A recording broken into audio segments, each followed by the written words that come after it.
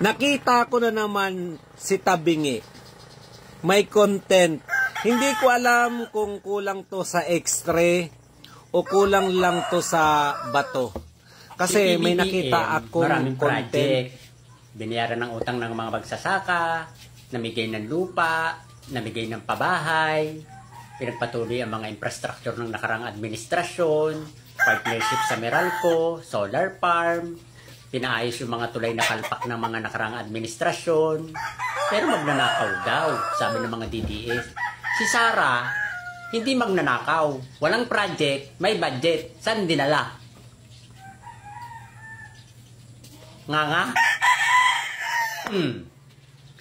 Magnanakaw yung maraming ginagawa at nagagawa. Pero hindi magnanakaw yung kumuha ng budget pero walang nagawa. Galing.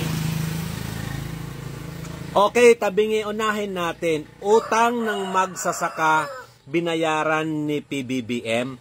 Oo nga naman, nagbayad si PBBM ng utang ng magsasaka. Pero hindi po yun utang ng mga ordinaryong farmers kagaya natin. Yung po ay nagbayad si BBM doon sa mga hasyendero, doon sa mga bilyon-bilyon na yung utang sa bangko na mga magsasaka. Hindi po yun sa mga farmers na sinasabing nangangarap si BBM ng mega infrastructure doon sa mga farmers, 'di ba? At Tabingi, yung sinasabi mong pamimigay ng lupa ng presidente ay karaniwang ginagawa ng mga presidente yan.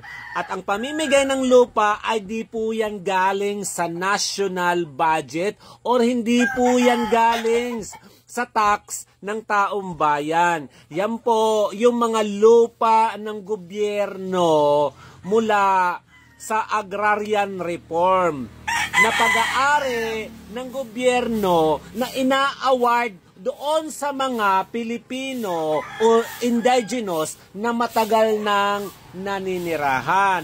Ipapaalam ko sa iyo, hindi po yan pondo ng gobyerno o hindi po yan proyekto, kundi yan po ay pag-aari ng Pilipinas na ipinamimigay ng bawat presidente. At yung sinasabi mong mga proyekto ni PBBM na itinuloy doon sa mga nakaraang administrasyon, malamang ituloy kung patapos na dahil may pondo naman yan. Pero yung hindi pa nagagawa at nasa plano pa lang pero may pondo, nasaan? At pang-apat, balahurang Tabingi, sasabihin ko sa'yo, ano ba yung sinasabi mo at pinagkukumpara mo? Na may pondo si BP Sara pero walang proyekto?